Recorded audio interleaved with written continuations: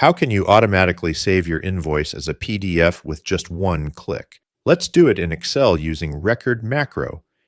Here, I already have an invoice template created by Vertex 42. First, let's save the template as a macro-enabled workbook. Go to the File tab, click Save As, then choose the location where you want to save the file. I'm going to save mine in my local folder. Enter your file name, then under Save as Type, select Excel Macro-Enabled Workbook. After that, click Save. Next, let's automate the process using Record Macro. Go to the Developer tab and click Record Macro. Enter a macro name. Make sure there are no spaces. Then click OK. Now, the macro has started recording. Next, go to the File tab, select Print, and choose Microsoft Print to PDF or any PDF printer you have installed. Then, at the bottom settings, make sure to select Fit Sheet on one page so the entire invoice fits perfectly.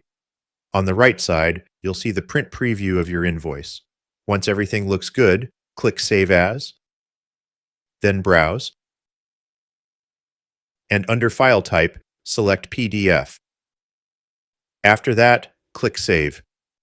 Your PDF file is now automatically created. Go back to your Excel template and click Stop Recording to end the recording. Now, let's create a button. Go to the Insert tab, select Shapes, and choose any shape you want for your button.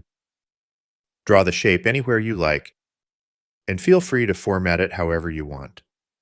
Then right-click the shape, select Edit Text, and type Save PDF.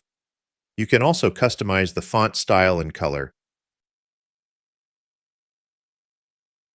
Once you're satisfied with the design, right-click the button again. Select Assign Macro and choose the macro we recorded earlier. Then click OK. Now, click the button, and your invoice will automatically be created as a new PDF file. But we can make this even better. What if the PDF file name automatically saves based on the customer's name? Want me to show you how to do that?